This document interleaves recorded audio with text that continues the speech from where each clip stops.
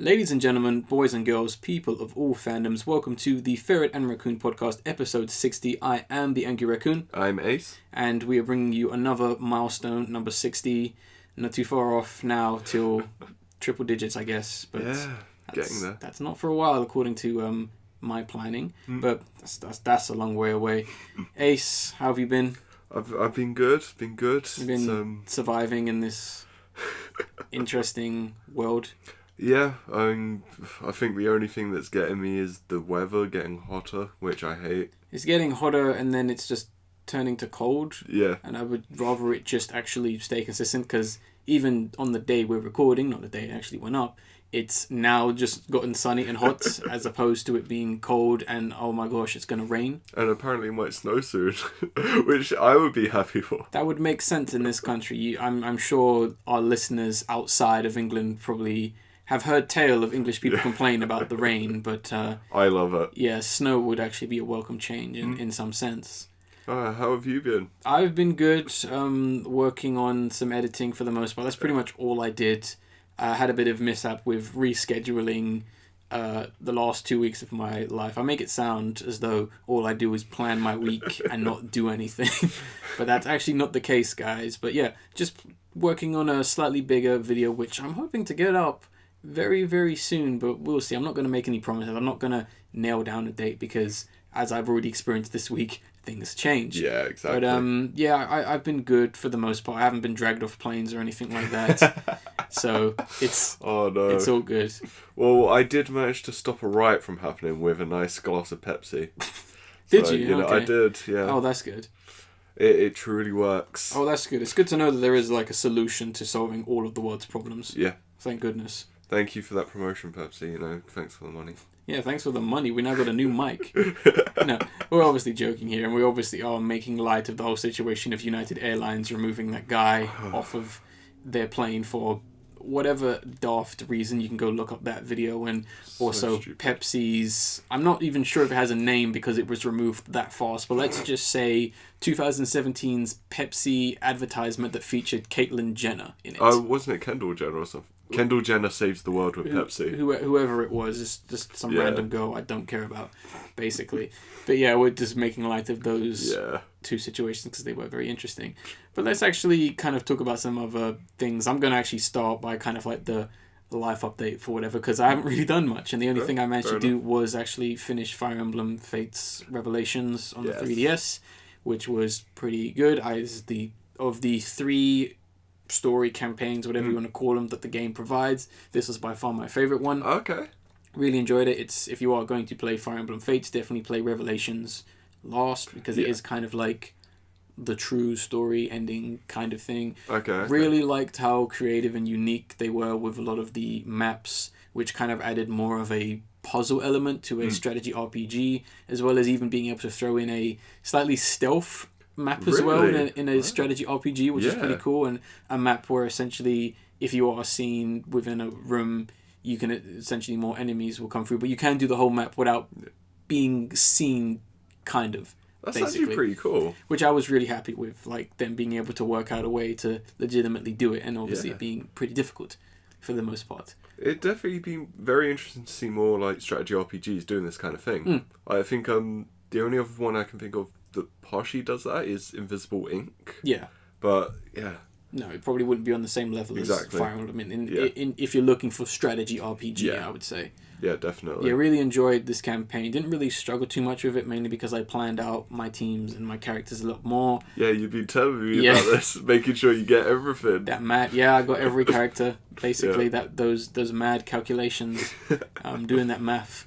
Basically, exactly. All them stats, all them skills. Do this, and then I'll get them here, and then this bit, and then that. Basically, yeah. Get that timetable. Pretty much, yeah. And the other thing I wanted to mention was, like I think I've mentioned with the other two story campaigns, there was the BS where you can't save for the last two chapters, where as soon as you beat the second to last chapter, it jumps you straight to the last chapter, and you can't save. So if you die on that the final chapter, that's it. You have to start from the previous one. I think I've already said this. I hate the fact that the game robs you of a victory. Yeah, basically, just for the sake of oh, story events are happening and you go straight to this, without saying anything. It'd be nice if there was like, would you like to save now point or something. Yeah, the whole game does that throughout. Except for once you beat a chapter, that's it. But for whatever reason, they just decided, no, it took you an hour to beat that one chapter. Well, tough. Jeez. And also, I will mention the one thing they also won't let you do is they won't let you change your equipment. What? No, so if for whatever reason you used all your health to recover all your thingies, weapons don't break in this anymore. Yeah. If you used up all your items for whatever reason, you can't get them back. They're not going to let you restock your characters. Great. Which is a dick move. Yeah. I have no idea why they decided to do that, and I really hope for the next Fire Emblem game it's removed. Yeah, I mean, it'd be more understandable if, like, throughout the game it stopped you from doing that. Yeah. But because it doesn't, it just leaves you out of nowhere. You're kind of like, what do I do now? Yeah, it potentially robs you of a victory and essentially possibly limits your chance of actually beating the map. Jeez. I mean, it's really dumb. It's just, but at the same time, it's a big flaw in an otherwise very good game, which is unfortunate. But yeah, I'm done with Fire Emblem Fates for now. Yeah. Moving on to the next RPG, which you'll hear about in a couple months' time. The next RPG or the next franchise? The next franchise, I would say, yeah. Yeah, I had to do some planning for that franchise as well. Yeah. But I'll pray tell, I'll say in a little while for the most part. Okay. So I've actually been doing something I don't usually do. I watched some animated series. Anime or animated? Animated. Oh, okay. Gasp, shock, horror. But that's my field! Yeah, exactly. The first one I want to talk about, both of them I've only watched the first season for. Okay. One has 3 seasons out. This one that I'm talking about now only has 2 and it's finished. Mm-hmm. It's the Spectacular Spider-Man animated series. Okay. Came out in 2008. Yep. If anything has ever understood what Spider-Man is about, it is this show. Sony. Oh. Yeah. Oh yeah, Sony, of course. Oh, okay. No, this show gets everything about Spider-Man. It understands it to a T. I absolutely love it for that. Obviously, the whole thing, like Spider-Man, social dynamic is a big part of his character. Mm-hmm. And this deals with it. Like, his friends are in the episodes almost all the time, and as are his friendly rivals. It's amazing. And then even how they handle the villains works perfectly. They're essentially the kind of break in his soap opera life, but they still have their own stuff going on. I'm surprised and shocked I hadn't watched this show before. So, highly recommend it. Okay. Definitely. Is it better than the 90s one? It is. Like, the 90s one is fun for the cheese. Yeah. But, no, this is great. Absolutely great. You look back on some of the 90s stuff and you're like... Sounds like a plot of a bad comic book. Ooh. Double shots. Yeah. But no, and the sad thing is about this show, it was cancelled after its 2nd season because the Marvel-Disney merger. Oh, okay. And this was a show on Kids WB. Oh, okay. And instead they replaced it with Ultimate Spider-Man, which isn't based off of Ultimate Spider-Man. It's still Peter Parker. It's kind of like their own thing, but they just took the name in some sense. Yeah. And they were basically trying to rival Young Justice, and it was awful. Mm. I don't like Ultimate Spider-Man. It's not good. It's too edgy. You speak to Ferret about that. He has some choice words for that series. Yes. Okay. Ultimate Spider-Man. Just to go on a story time. Well, okay. Yeah. He did not enjoy watching that show. No, he got very angry with it, and he got very frustrated with a lot of things that the show tries to do. Yeah. And fails at. I completely agree. Don't watch Ultimate Spider-Man. Watch Spectacular Spider-Man. You'll enjoy it so much more. The characters are great. And if you can, watch the 90s one. Oh, yeah. If you want to laugh. Or watch the 60s one if you want another laugh. No, the 60s one is enjoyable. I got some of the episodes. Trust me, some of them are so dumb. 60s ones makes me laugh as well because that Spider-Man is OP. Oh, yeah, he is. Like, although he acts a bit like an idiot, he's like disgustingly strong. To the point where it's like that Spider-Man could beat Thanos very easily. Oh, yeah. Because it's basically Spider-Man meets Green Lantern because he can do anything. Yeah. Just make a web into anything. Yeah, I'm going to make a boat out of a web. And you're like, oh, I guess he can just do that now.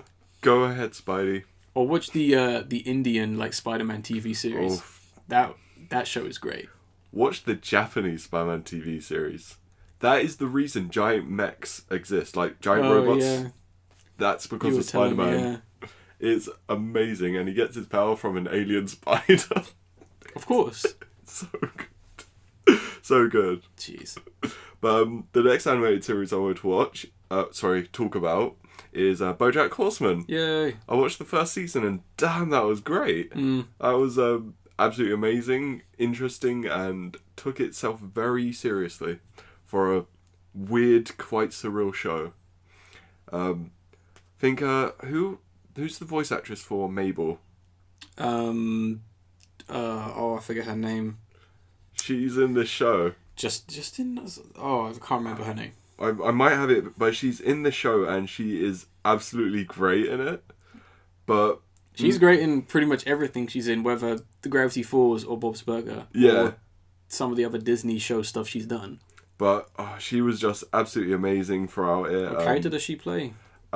She plays, I think the character. I'm going to be really bad at this. I think the character's called Zoe, or at least her in TV show character. Oh, okay. I'm very bad with names, which is a very big problem with me.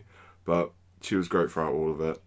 You can just tell from her distinctive voice. Yeah. But Will Arnett as BoJack was absolutely amazing. He sold this very sad character perfectly.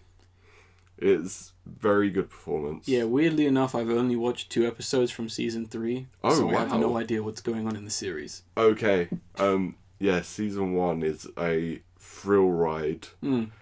Especially episode 11. Yeah, I can't. So obviously I can't say anything about what I've seen, and you saying this, I'm like, I can kind of understand. I like the character of Peanut Butter though. Oh yeah, Mr. Peanut Butter is great. I was like, oh okay. I love him. I think one of my favorite little details was in his I think it was his office or his room or something. He has a photo of himself with his tongue hanging out. It was like, yes. Yeah, they do very dumb things with their characters. Like, it's not really a spoiler, but in the episode I watched, he has a car that with the license plate says "Good Boy." Oh yeah, I was that in season 1. Yeah, so I was like, oh okay. Yeah, there are nice little details, and I absolutely love them, including Penguin Publishing. That was funny. Jeez, it's literally run by Penguin. Yeah, well, he put his face on the logo, I guess. Yeah, but no, highly recommend this. This is one of the few times Western animation is doing like adult stuff and does it well without going into stupid immaturity. Yeah, I was about to say Bob's Burgers. Yeah, Bob's Burgers is one of them, and obviously Archer does this as well. F for Family as well, a show no one watches, but it's very good. I haven't even heard of that No one knows about the show F for Family, but it is a Netflix exclusive that no one watches, but it's very good. Yeah, no one watches that show. See, the only animated thing I've seen that's like exclusive to Netflix is Pacific Heat. And it's literally an Archer ripoff. It's horrible. Are you sure it's not done by the same people? It's not. It's a ripoff. I'm just double checking with you. No, the animation style looks terrible. Like, it tries to do the same thing, but no, it's not. Moon. I think it's Moon City or Moonbeam City. That was another show that was Western animation done for slightly more adults. And Animals, the show Animals as well. If anyone's heard of that, put a dot at the end and you'll find the exact show. Yeah, but no. Definitely watch BoJack Horseman. Definitely watch Spectacular Spider-Man. They're very good shows. Yeah. They're on my list. That's pretty much going to wrap up things for our kind of life update, and we're going to jump to this very, very tiny podcast. And we're going to go straight into the first story, and we're going to essentially be talking about, well, Ace is going to be introducing the fact that we are going to be talking about Nintendo Switch's first Direct of the 12th of April 2017, and some of the things we wanted to talk about regarding said Direct. Yeah, so I can't remember when the last Direct was. It must have been a while back, but I believe it was the Fire Emblem one. I think. Yeah, a little while back then. But they've finally shown us a little bit more of the content you can get for the Switch, which obviously a lot of people have been worried about because so far they really only have Zelda. Yeah. But they showed us some on ARMS and Splatoon 2. Yep. And I have to say, I think they're looking really good. I'm going to talk about ARMS first. So, one of the first things I was thinking of is, like, is ARMS just going to be, like, normal traditional fighter? Like, Street Fighter, you just got set moveset. Oh, careful when you put normal and Street Fighter together. Oh, some people are going to come after you. Street Fighter is the set normal for fighting games. It's the vanilla of all fighting games. Yeah, exactly. Fighting game Street Fighter fans need to understand that. Yeah, and then Street Fighter 2 is still the best, but No, Third Strike. No, 2. Second Impact. Nah, 2. You can't beat the 2. Okay, we're going to have to talk after this podcast. No, we're going to be a World Star Hip-Hop after this. What'd you say about Second Impact? What I'm trying to say is they care too much about the combos rather than the skill. What? No, they actually did something interesting in ARMS, giving each of the characters their own kind of specialty, whilst also allowing them to use different arms. Yeah, I like that. Yeah. I was really happy with the fact that they actually went into greater detail and talked about all these other things that can change up strategy and change up gameplay and, fit your kind of playing style. I was, happy with that. I think that's the unique selling point that Nintendo really needs for their fighting game. They need basically all this tech. That's what they need to kind of present to the show. So it's not just, here's a dumb fighter. It's, here's something you could actually get into if you really want to. Yeah. Evo, Yeah, exactly. In some sense. Yeah, put arms and dive kick on Evo. Get rid of Street Fighter 5 trash. Yeah, I mean it could be because if anyone's ever heard of the game Dive Kick, it started out as just a silly joke, and then it just got hype from Evo and then became like an Evo game, and it's now like this game. If no one's ever seen it, it's basically what the title suggests. Yeah. One hit is a dive kick, and that wins the match. Exactly. And every character has their own weirdness. Exactly. But yeah, I think it looks interesting, and I know someone that has a Switch now, so obviously they're going to want to get games for this, so I might be able to play it and talk about it when it comes out. Yeah, I do as well. His name's Ferret. Oh, yeah. That's why he's not here. I didn't know Ferret had a Switch. No, he doesn't. I'm joking. I was about to say, I know a friend who's going to get it. I know a few friends who are going to get Switches. Okay. Basically. Yeah. And then Splatoon 2. Oh, okay. Yeah. Real quick before we go into Splatoon 2, ahead. Just want to say, really liking the fact that they introduced more characters. Really like the designs of them, especially the new one, the new character they showed off, Mimi. Oh, is it Mimi or Min Min? I thought it was Min Min. I think it is Min Mim, yes. Oh, okay. I put Mim Me in my notes. And I read the first letter. Okay. Yeah, really like her character. Yeah. I really like a lot of the characters as well. I like the one in the mech. Oh, yeah. That's pretty cool. But yeah, really liking the look and the fact that, like you said, each one has their own kind of thing, and I'm guessing it's going to play into their personality. Like I said, first time I think we talked about ARMS, they just need to throw in some kind of campaign, story, arcade mode that, you don't have to develop them that much. You don't have to go into their whole history, but just something else so that people can get the bare minimum and then take it to multiplayer, take it to friends and that kind of stuff. And obviously you give a nice amount of characters. Yes. That's some fighting games are really lacking in that. Let's try and get 5 more in at least, let's say. And then maybe you can have a very cheap few DLC ones, or maybe some Nintendo characters as ARMS characters get thrown in, I could see Little Mac in there. Yeah, exactly. Yeah, I'm pretty sure he's going to be in there in some incarnation. Where's my King Hippo? Yeah, maybe, yeah. But, hopefully it'll be good. Mm-hmm. And then Splatoon 2. Mm-hmm. So they showed off a bit more of, obviously, Splatoon 2. And, no, I know, lost for words. I know. I'm really... It's that good, you just lost for words. Exactly. I'm liking some of the new weapony kind of stuff, and some of the other modes, like the salmon thing. Salmon run. Yes, salmon run.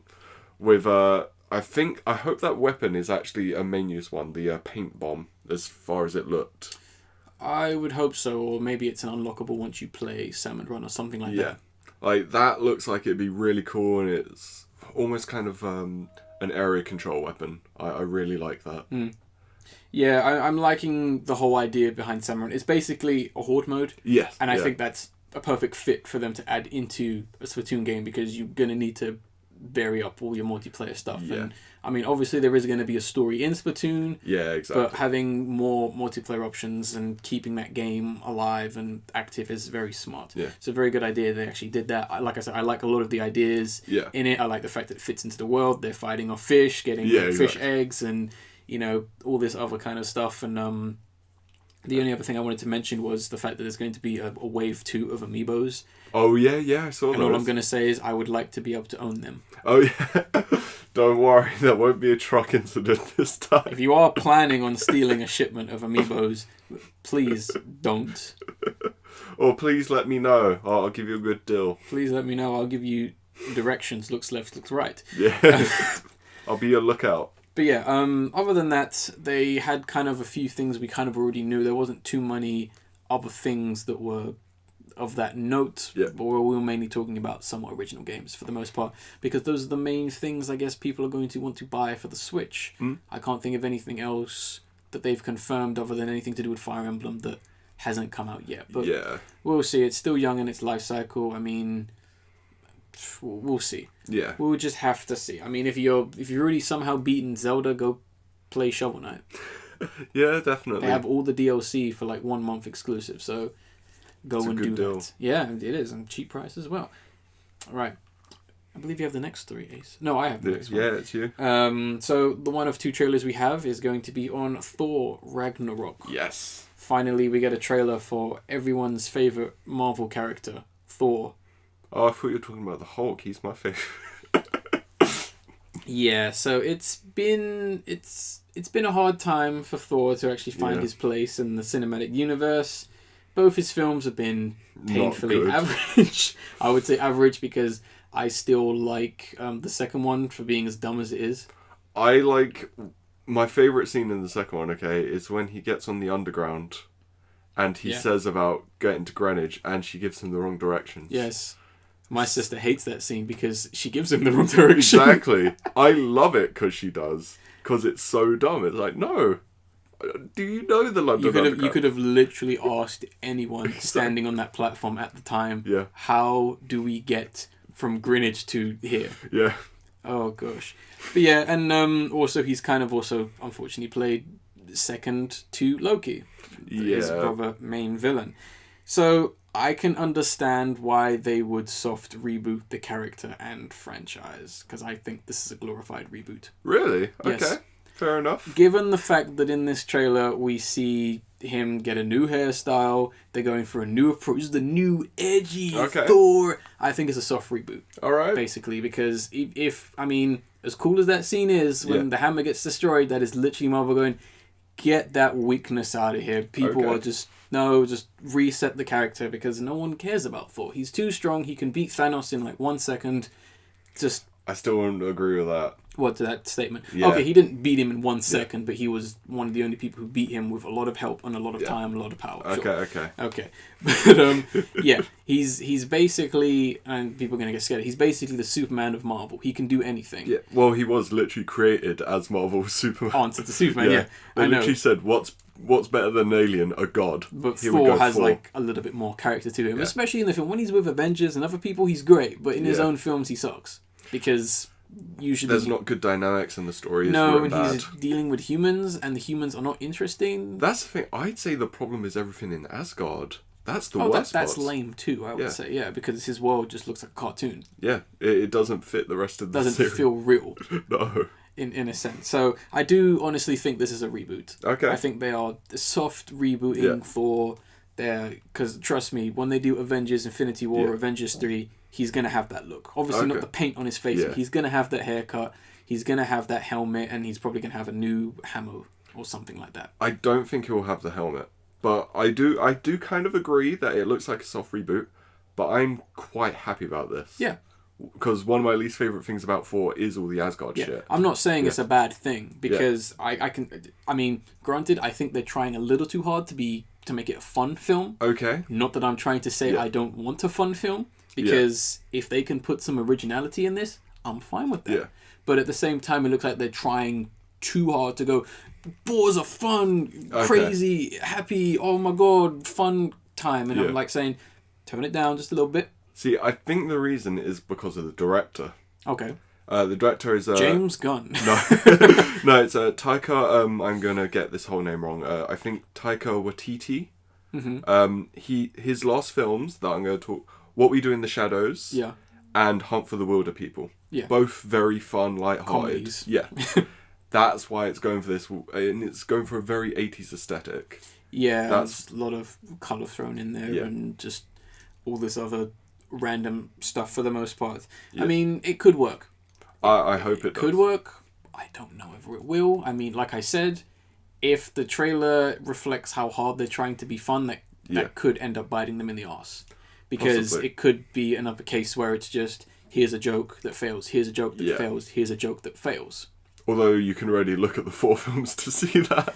Well, I don't know. But then again, you could then say, well, the only from down all the way is up, in that kind of sense. But who knows? Or you can't get any worse than Thor 2, or whatever you want to say, basically. The only other issue I have with this trailer, for the most part, is his helmet. Okay. It looks too much like Ant-Man's helmet. For me, personally. Does it? Yes. Really? Look at Ant-Man's helmet from the side. I checked. Look from Ant, and this is my personal preference. Okay. Where his little wings should be, or the little side things, they look exactly like Ant-Man's helmet's one. Because Ant-Man has exactly the same points, and they look exactly the same. And also the chin strap. They both have chin straps. I get what you mean, but like all of the people's helmets have chin straps in this. But this one looks too much like his one, I think. They look too similar. I don't see it. Because, who was the others? Captain America's got a chin strap. No, but I'm talking in the sense of, like, in how they both look similar. I think they look similar, and I'm just a bit disappointed because it looks like they didn't try. Really? Wow. Okay. Using my reference as in they look similar. That's what I mean in terms of they didn't try. Yeah. I mean, maybe the same guy who designed both. I don't know. Possibly. Maybe, but it was just a little distracting because I was like, oh, that's lame. Right. I mean, that's the thing. I think that when I look at Ant-Man's helmet, because I've seen some of the concept art helmets look so cool. And I don't like detailed and interesting, but his one was a little bit more generic. It looked like something out of it looked like it came out of the Legends of Tomorrow show. It looked like it came out of Half-Life. The guys who have the helmets in Half-Life. I can't remember. Oh, yeah, the Combine guys. It looked like the helmet from Fallout Las Vegas. Yeah, I get you. It looked like the helmet from... Oh, what's the other thing? It looks like a stormtrooper. No, it doesn't look that bad. Wow, harsh words. Harsh. No, we'll get to that in a sec. But that was my only other complaint. The things I really are liking is I'm loving the villain. Yeah. I don't really like her costume too much. I would have gone with a different one. But they do reference that in... I know. Exactly. I'm just saying. I would much rather them go for a slightly more obscure one if they're going for such a colourful aesthetic, because her costume is colourful, but I'm like, hey, why don't you go more for that bold green, that bold black, just to hint at one costume. I really like her horn helmet thing. That was great. That looks cool as well. That was like, hey, that's actually a villain. Yeah. Instead. Also, have you seen the lady who played Rita in the Power Rangers movie? Yes. Was chatting shit on Twitter about how similar the villains look. Female villain beef wars. I thought it was so funny, and you could just imagine Cate Blanchett sitting there like, what have I done? Exactly. What's going on? But Cate Blanchett's probably probably doesn't even know what is going on in the Marvel universe, and she's like, what? Yeah. Who is what? Yeah, I just thought that was hilarious that I had to mention it. What was she saying? Your helmet looks dumb. No, basically it's like, you stole my green. These green witches look a bit similar, like something around that kind of thing. It's no, like they don't. Exactly. Her second costume with the horn is mostly black. I know, but. No, I thought I had to mention it. It was just too funny. Oh, God. Yeah, her helmet looks awesome. Yeah. I'm guessing we're going to see that later on in the film when she kills Loki. And, well, that's the thing. In the comics, she's Loki's daughter. I think it's supposed to be his girlfriend now. But she's with Scourge, played by Cole Urban. I think it's his girlfriend in this one, because you have to... That wouldn't make How any else sense. are you going to have more screen time with Loki, and how else are you going to make the girls go weak in the knees? Loki's with the Grandmaster. Yeah, but what I'm saying is... They're going to have a Yowie scene. How are you going to make the girls go crazy for Loki? Literally. You give him a girlfriend. No, you put Jeff Goldblum and Tom Hiddleston there, and you've already got the girls going weak at the knees. That's what happens. All the girls love Jeff Goldblum. You will be surprised the amount of girls I'm talking about young girls. Trust me, they still do. Yeah.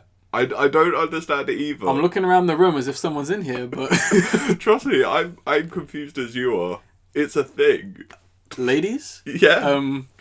If you would like to express your opinions on Mr. Loki and Jeff Goldblum, Tom Hiddleston, excuse me, you can always email us. Email us at raccoonplusfriends.gmail.com and express your fantasies on those two guys and explain what exactly it is that drives you crazy regarding them. But yeah, Jeff Goldblum, I'm pretty sure he's going to be great. Oh yeah, I forget the character he's playing. The Grandmaster. The Grandmaster, because for a second I was like, that's not the Collector. No.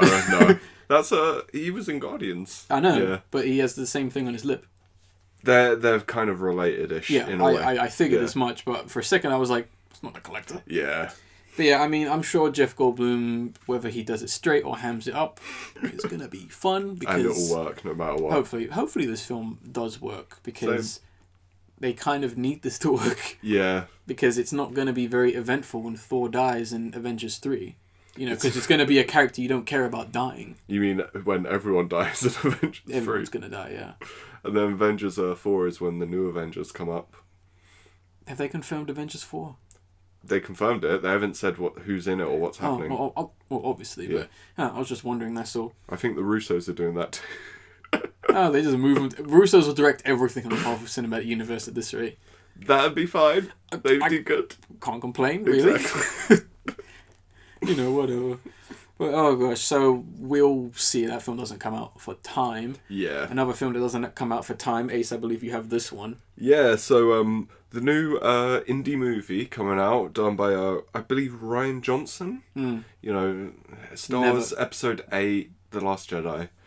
What? They skipped 8 films? What's going on? Trust me, the first 7 are very obscure, niche audience. I heard they weren't very good. They are good. Especially the 4th, 5th, and 6th one. I heard they weren't very good. I heard that's where it goes downhill. No, those are the best ones. What do you want about, man? I thought we were still going with the joke. You what? I'm gonna have to fight you more. See, this is why I don't get along with Star Wars fans, because they can never take a joke. Exactly. Not to say you are that extreme.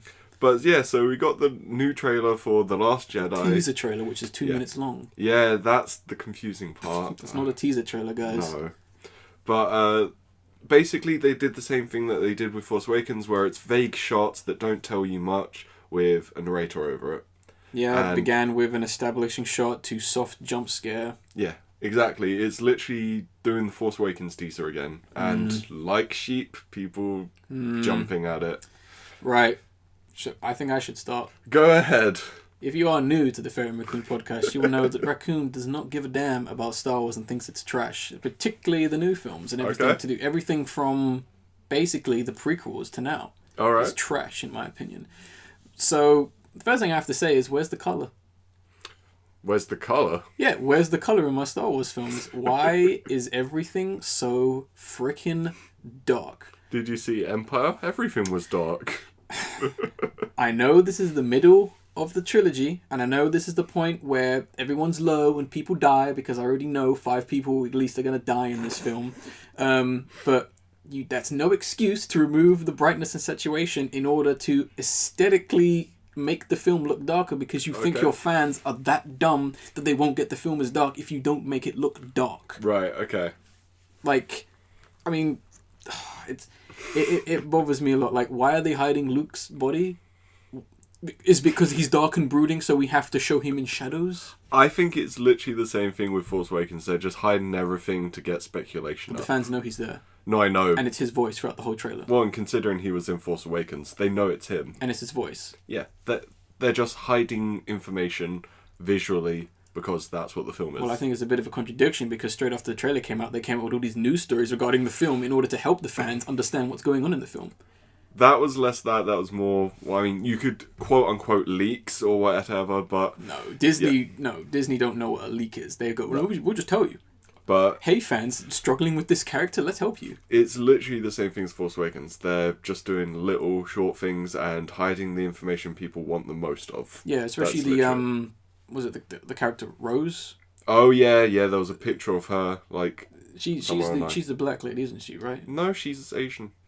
Oh, okay. She's a new character. Okay, that makes sense why they make a big deal about her, because I think if I remember what she looks like an Asian person, so people freaked out and went, "Why is an Asian person in my Star Wars film?" Did people really do that? No, I think that's what they're doing, because remember what happened last time with Episode 7? They showed the first thing you see is a black guy in a stormtrooper outfit, and people lost their shit, saying black people can't be in Star Wars, black people can't be stormtroopers. And then you just look at Lando and you're like, what, mate?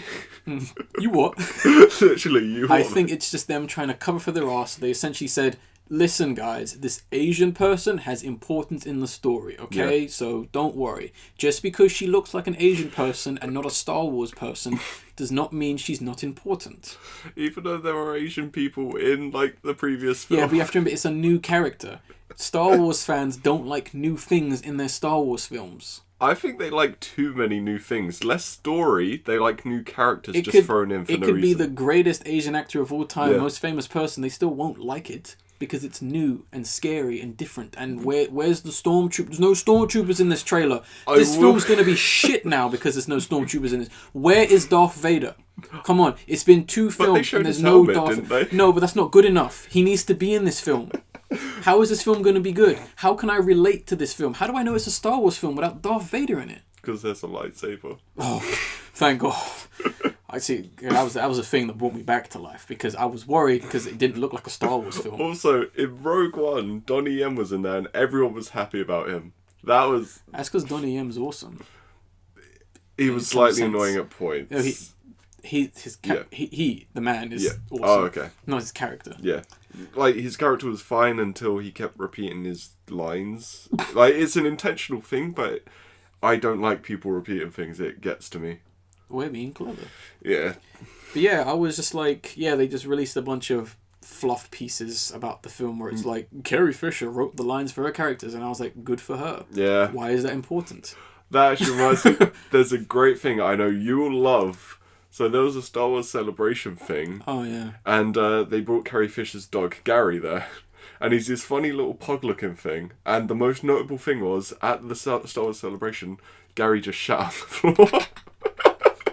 And there's a great picture afterwards of Gary's face, and he's just sitting there with the derpiest face with a tongue out. It's like, 10 out of 10, Gary. Yeah, that kind of sums up the franchise. Another thing I think sums up the franchise was John Boyega's character.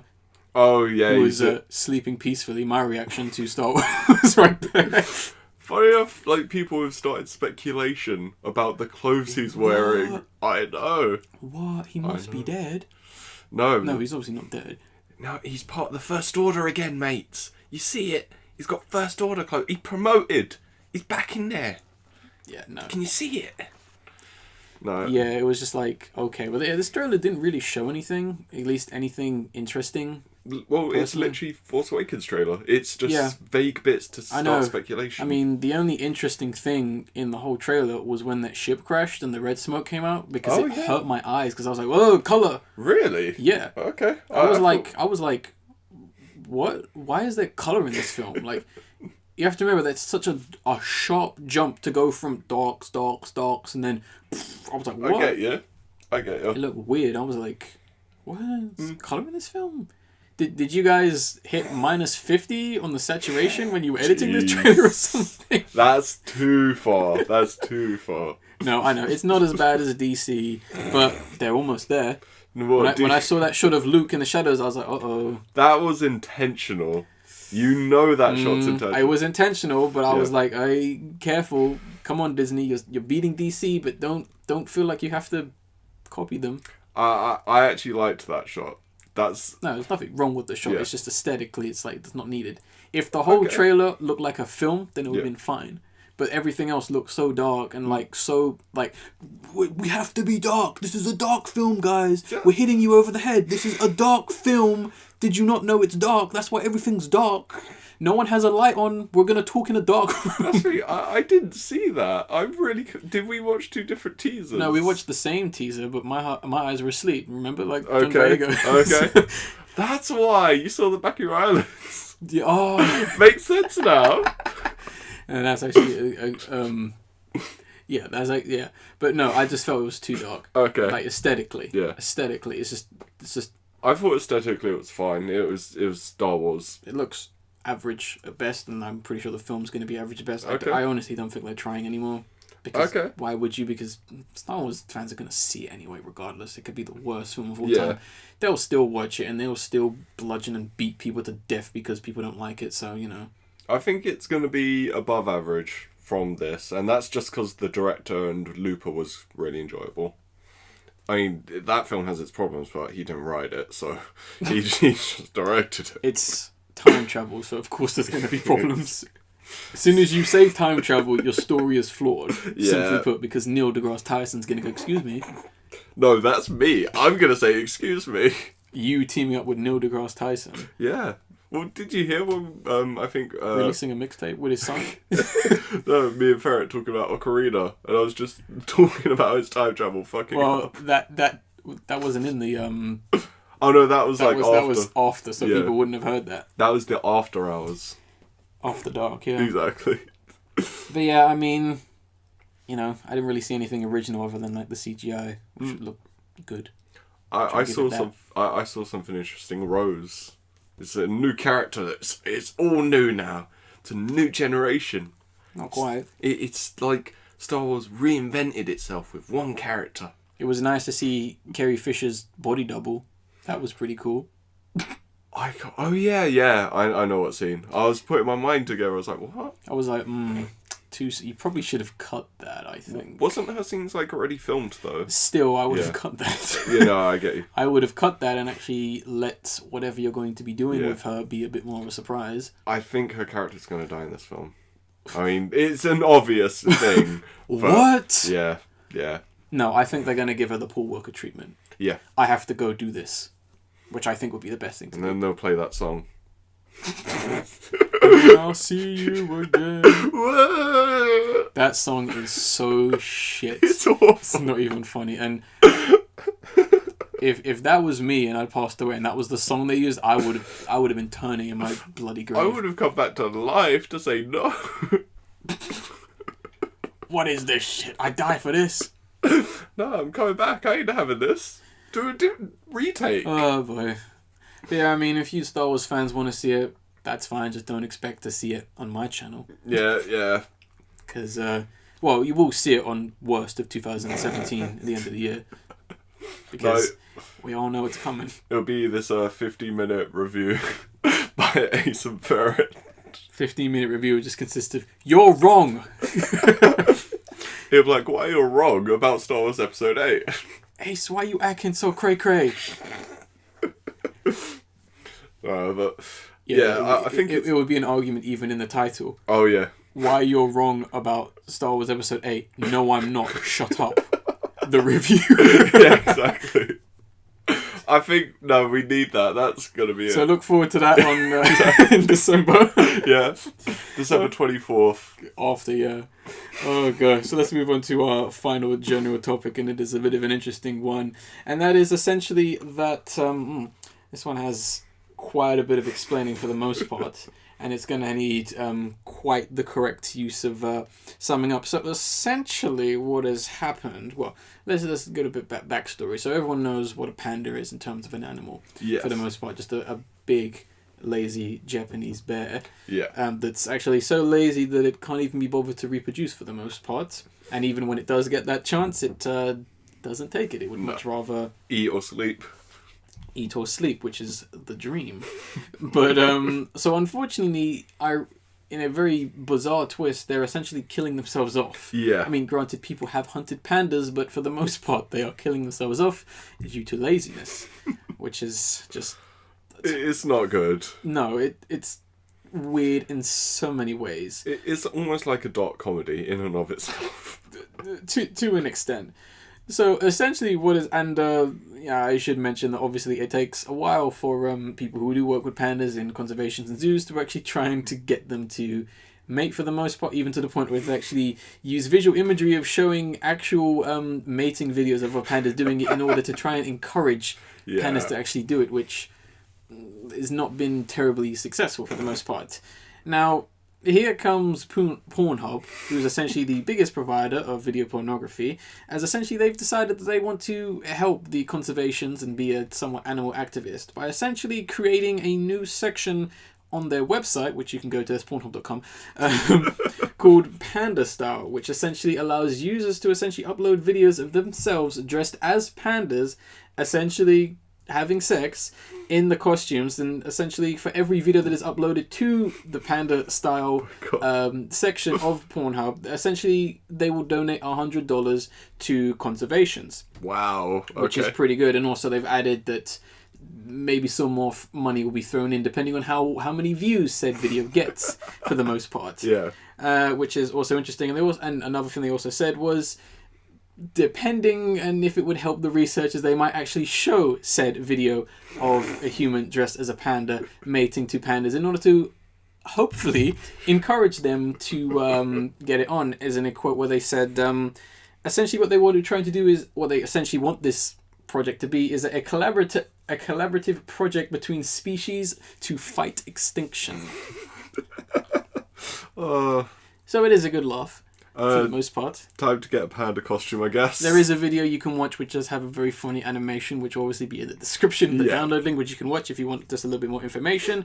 But I mean, Pornhub has so much money to the point where they can create these random concepts that essentially is nice promotion for them, but at the same time they're also benefiting others as well. I mean, it's basically raising awareness for the fact that pandas are unfortunately killing themselves off, and it's very hard, and it's, I can imagine for the people who are actually even in charge of this, it must be incredibly stressful of an ordeal to just try and get an animal to do the basic of things. It's different if it was, like I said, trying to stop poachers or hunters, but this is something that literally anyone and everything can do. Yeah, exactly. And they can't even muster the energy or the time or even give a damn about doing it. So, I mean, I support Pornhub. Yeah, sure. You have all my support for doing this positive act, for raising awareness and doing all this kinds of stuff.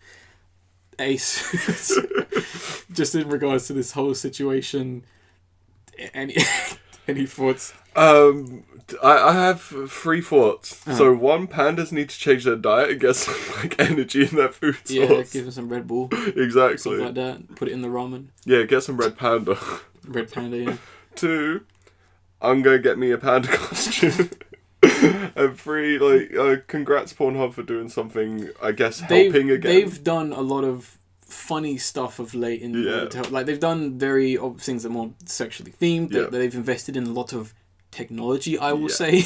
You can look that up in your own time. But I know the other thing they did they've done other really just funny things for the most part. But I'd like to see them do other things like that, because I mean, they're going to be rich forever. I mean, people aren't ever going to run out of things to get into the mood with, or endless supplies, endless amounts, whatever you want to say. Essentially, it is nice. It is funny. Also, in the link which I provided, you can actually get a direct link to the Panda Style category, so you can see how many videos there are. Last time I checked, there was about 15 or so. Wow. Okay. So it's going well. I know one video, last time I checked, has 500,000 views, which is quite interesting for a pornography video of people dressed as pandas. Yeah.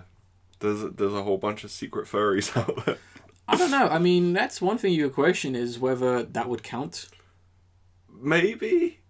I mean, put a question mark somewhere. Yeah, you could question. I don't know. I'm wondering if anyone is a panda furry and would like to do this. Let us know. Yeah, that'd be Raccoon plus friends@gmail.com. That would be actually interesting to let us know. If there are any furries listening, and you so happen to know someone who is a panda, I'll go via Fursonas, who is a panda, or you're a panda yourselves. Would you be interested in helping to fight extinction through species? It'd be an interesting interview, to be honest. Yeah, I'd love to do that. That'd be pretty cool. I mean, and also, it is random, but it's good. I have a question I would like to know, and I hope that they do follow this up, is if they do show videos of humans dressed as pandas mating to pandas, how the pandas would react to that. Would they know it's a human impersonating them, or would they ironically be more in the mood to mate because of that? Yeah, that'd be weird. Like, I would like to actually see the research, and if they actually do this, I would like to see if there is some kind of effect, whether they don't care or they just know it's fake or whatever, or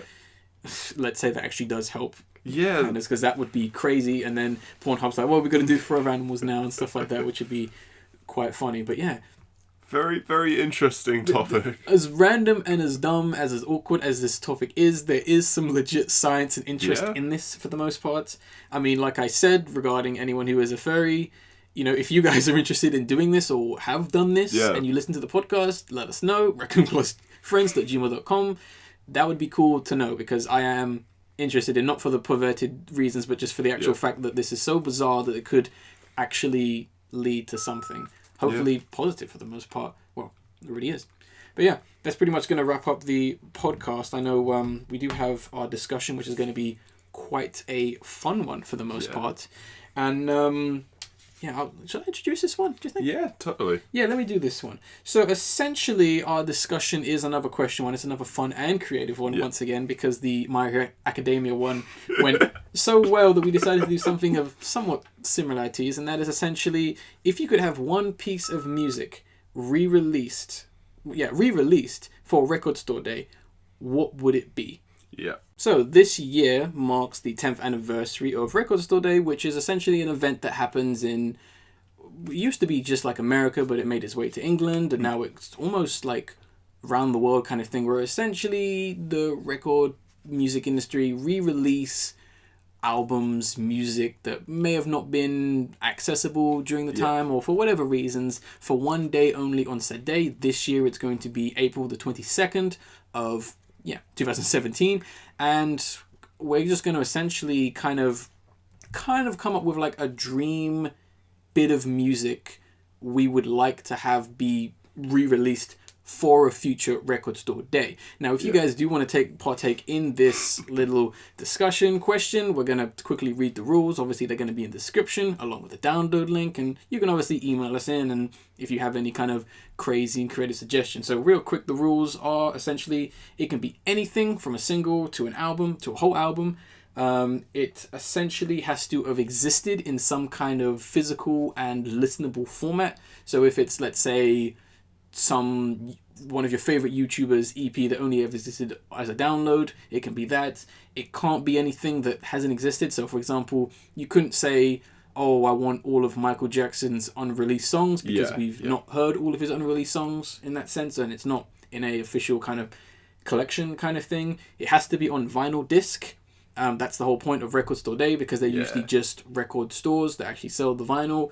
But that's not to say you can't include like a download link, or you can have it be like a combo where one thing's a vinyl and then one thing's a CD, or whatever crazy thing you want to do, and essentially just try and make it sound as awesome as possible. Like, you got to make it something that fans of that artist want, and something you would want to buy, put on your shelf, collect, that kind of thing.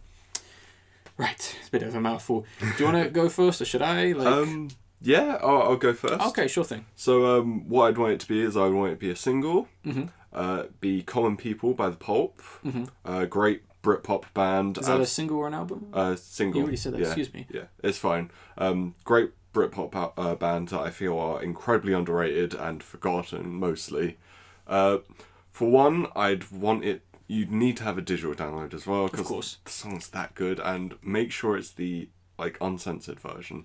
Because when I want the song to say, we dance, drink and screw because there's nothing else to do, don't edit out and screw. Really? Of all the words? Yeah, they edit that out. It's so fucking dumb. Well, then again, they never really censor. It's weird. They don't censor rock, indie, alternative albums, even heavy metal. They never really put the parental advisory. It's only ever on rap, because that logo is essentially, someone says the N-word in this album. Yeah.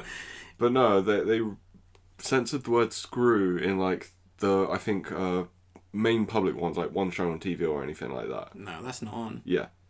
But so obviously unedited, and for one, I want the cover. I can't remember what the single cover is. Oh no, it's the people, the band members outside of a sandwich shop, I think. Okay. Yeah. It makes sense in context of the song. Okay. But, there's relevance to the album. Yeah. It tells a story. I'd like that inside, but on the outside, definitely have based on the music video. Okay. I want it this kind of I was trying to describe it to you earlier, where it's got the image and then it changes like when you move it slightly. Yeah, it's like a holographic kind of thing where you tilt it one side, it's like a different image, so you kind of make a bit of an animation in that sense. Yeah. I'd want it that, but of two of the people in the club dancing with the kind of checkered floor and like the colourful pink. So it's literally working within the limits of the music video and the song. You've got a really pretty vinyl right there. Exactly. And packaging, I should say, yeah. Yeah. And then I don't know what I'd want the record colour to be. I'm thinking pink to go with the aesthetic, or even just to go with it kind of the dingy, very dingy look. But that's what I'd want. I would absolutely love that. Cool. It sounds cool. It sounds like something that the fans would. It sounds like a must-have. Yeah, exactly. Simply put, like, hey, did you see the? It sounds like the special edition of the album in a sense, and that's pretty cool. Mine, I'm going for a slightly more simpler one, which with a album or as rather collection that deserves a re-release, and I'm going with Boards of Canada's Old Tunes. Very nice. Which is essentially a collection of 3 of their albums, which originally only ever existed on cassette, which are only ever given to their family and friends, that essentially made their way onto the internet. They were recorded between, I believe, it's a compilation of, 3 cassettes being titled A Few Old Tunes Volume 1, or am I getting, no, something like, A Few Old Tunes Volume 1, Few Old Tunes Volume 2, and then I think it's like Old Tunes or something like that. Okay. I may have got it wrong, but it's between 1994 to 6 they were recorded, and it's like their earliest stuff if you were a fan of the electronic artist. Now, essentially, for the re-release, I want it to be a 3-disc vinyl piece, where each vinyl itself will be coloured brown like the insides of a cassette. Nice. To remember that. And I want each vinyl sleeve, as in each album, to have the original artwork of the cassettes, which had these very newspaper-esque looking black and white random photos, which followed a lot of their artwork during the time. I believe I've shown Ace one of them. If you look up the front cover of, type in Boards of Canada High Score, one of the image on the front of that is one of those, which is a very cryptic image of 2 women just somewhere in black and white. And the albums have these Old Tunes albums have a lot of that artwork and a lot of really rough scribblings, and the track listing is handwritten. I would love to have that whole aesthetic, so you kind of have like this weird archive-esque looking vinyl of like all their previous stuff, which I think would be pretty good, especially for all the fans to kind of like have that collection be complete, as soon as they are somewhat infamous, and they are one of those bands that had a lot of infamy regarding a lot of their music in terms of, is this really Boards of Canada, or is it just fake, that kind of stuff. Yeah. So I'd love to have like this big kind of vinyl package where you can kind of just start with the beginning of Boards of Canada and then work your way, if you have like the whole collection in that sense. That honestly sounds really cool. Yeah, I'll have to show you a lot of the artwork they have on this, because it is, I mean, maybe some of you guys might look it up and go, oh, it looks like trash, but it's more or less, it's beginning stuff, so I don't know, maybe you have to be a fan to like, who knows. But that's essentially what I would have for it. No, I think, especially obviously for fans, they would love this kind of thing of seeing where they came from, how they advanced. Because I think I've seen, because I don't own all of their albums on vinyl as of yet, so I do listen to a lot of their songs on YouTube, and for the most part, every now and then, I might listen to one of their songs, or someone in the comments might go, I've heard every Boards of Canada song, which song is this? And someone will say, oh, it's from Old Tunes Volume 1 or 2, or another tape, which could do with a re-release being 32 Random Songs, which is another collection of literally 35 random songs they made. Stuff like that. But I think it'll be pretty cool, and maybe they will do it someday, but who knows. I think that's a really good choice. Oh, thank you.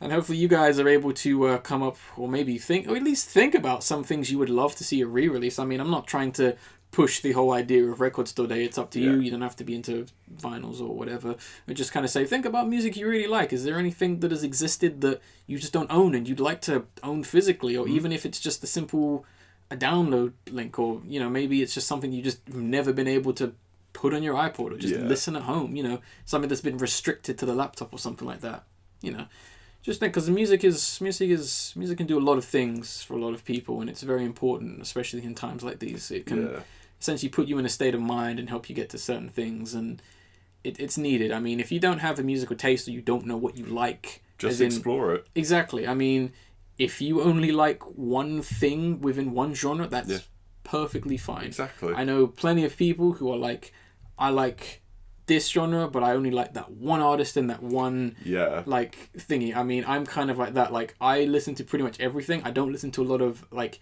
heavy metal. Yeah. But the only band or album I love that is heavy metal is Avenger the Discotheque or whatever it's called. Okay. Yeah. I can't remember their name right now. But that's like the only heavy metal album that I like, which is bizarre. Okay. And I think it's like Autocube or something. I can't remember their name right now.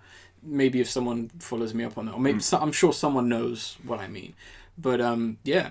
So get thinking about some music. Definitely. Maybe you guys will let us know regarding any of those said picks. Maybe you guys will be at Records today as well. Maybe you guys are actually going. Maybe you'll pick up some of the stuff. Maybe I'll be at Records today. I don't know. I haven't fully planned it yet. You might end up running into the raccoon. Maybe, we don't know. I'd be careful by saying that.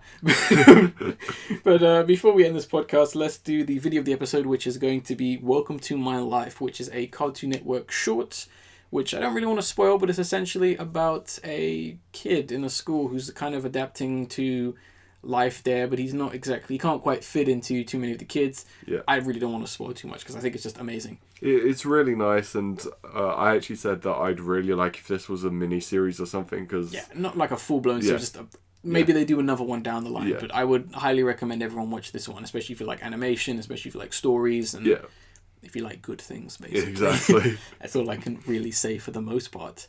Oh boy, anything else you would like to add to this podcast? Before we wrap this up. Yeah, watch Gatchaman Crowds, everyone. Again? Yeah. I'm not going to stop hopping on. I love that anime so much.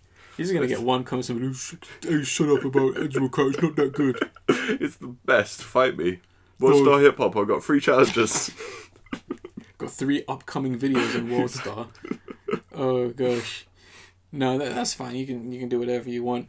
Oh boy, I know there was something I was going to say. Oh yeah, regarding the secret video I'm working on. So essentially, although I said I don't have a set date, I do plan to get it up very soon. Okay. And I hope that when it does come out, hopefully a lot of you guys will actually watch it, because I really would love feedback on it. So if you guys do happen to see it, I'm going to talk about it until it comes out. Yeah. Because I really want some kind of feedback on it, because I don't really know what you guys want.